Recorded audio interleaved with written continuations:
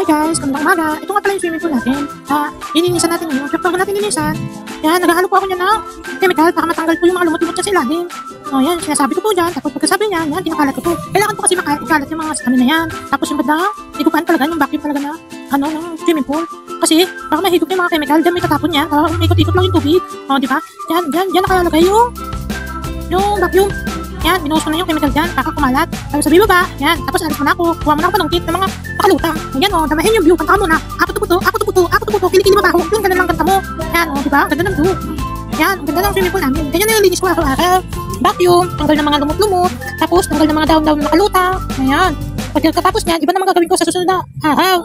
Kasi pag araw-araw mo yung nililinis, malinis naman talaga. Kaso, magagalit yung inchik natin na amo. Kasi, sa kuryente, ayan tinatanggal ko na po yung mga daon-daon na nakalutang. Kasi madami pong lumilipad dito, sobrang lakas ng hangin. Yan. Pag tanggalin natin yan, okay na. Yung taas naman, linisin natin. Marami po yan, kaya magtatagal ako na magtanggal dyan. Kasi napakadami. Ay, hirap po nung dahil mo pa nagwalis. Mas mabuti pa ako magwalis kasi ito, ang hirap talaga. Yan pinapagpag ko lang yung dumi sa kabila. Kasi dyan po, maging fertilizer yung mga daon-daon na nahulog. Yan nagbukas ako ng paa niya kasi, pak tayo sa may swimming pool. Baka maputi kasi, magagalit yung amo natin. Pag maputi, linis ako ng paa. Baka maganda. Yan, katapos ng linis, balik ako sa ginagawa ko. Pagtapon ko yung mga nasa panungkit ko ng na dumi. Yung mga lutang na daon-daon lumulutang. Ayan yan di ba? Saya-saya. Sila lang masaya, ako hindi kasi mainit yan. Di ba? Yung mga nag-swimming dito, saya-saya, ako hindi kasi hindi makapag-swimming. Nakapagalitan tayo ng amo natin. Nakapag-swimming na ako pag naglilinis dyan. Di ba? Saya-saya. Yan. Tapos punta ulit tayo sa kabila. Malinis natin. Tapos natin linisan yan. Nakakuha natin di ba? Saya-saya. Saya nila. Wow! Kwento muna ako sa buhay ko. Noon, ganito na ako. Pero hanggang ngayon, ganito pa din. Tagal ko ng trabaho, wala pa ako naipon. Ano kaya gagawin ko sa buhay ko para mabuhay ako? Kung ako ba sa utang? Kung hindi ako magtrabaho nga ako, kaya baka kabayad sa utak ko. Diba? Yan yan yung mga gagawin ko. Tanggalin lahat ng mga dumi-dumi na yan. Yan. Yan. Kaya mas maganda, magnegosyo muna bago mag-aaral. Kasi pag may negosyo ka at mayaman ka na, anytime pwede ka na mag-aaral. Kaya mas maganda muna, mag-discarte ka muna para magpayaman mo yung sarili mo. Kasi ang hirap magnegosyo ngayon. Mag-aaral ka nga, wala ka namang pera, paano mo mapapaaral yung sarili mo? Kaya mas maganda magnegosyo ka, magpayaman ka, pag mayaman ka na, doon, paaralin mo na sarili mo. Mabilis na magpaaral yung edukasyon, nandiyan lang yan. Yung kayamanan, di mo maano yan, kailangan mo magilapin yung kayamanan. Kahit matanda ka na, dami nag-aaral na matanda na ngayon, kasi mayaman na sila, may pera na sila. Di ba? Unahin nyo muna magpayaman muna kayo bago kayo mag-aaral, para hindi kayo matulad sa akin. Ito, wala akong yaman, pero tatrabaho ako. Kaya ang hirap ng buhay ngayon, sa mahal ng negosyo. Ay, na mabilihin pala, hindi negosyo. Di ba? Kahit sinong presidente ito, mo sa atin, may mabait, may matino, ganun pa rin ang buhay. Hanggat lahat ng bilihin, hindi nagbabago.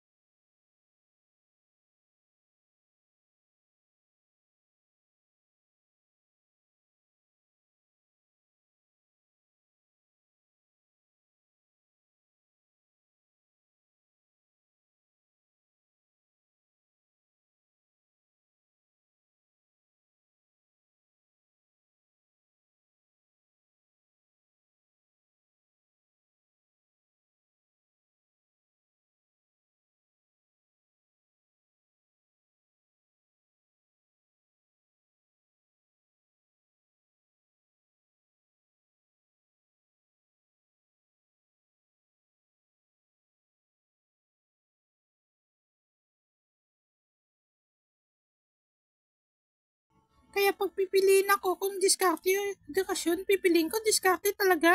Kasi ang edukasyon nandiyan lang yan. Pwede mo pag-aralan yan pag mayaman ka na. O, diba? Kayo gumaya sa akin na walang pera pero may edukasyon. High school lang pero okay na rin nakapagtapos ng high school. Kasi ang hirap ng buhay dati. Pero marami ka na mabibili sa 500. 50 lang dati sahod ko. Isang araw. O ngayon, o diba? Kahit malaki yung sahod mo, pero malaki din ang bilihin, bali wala yun.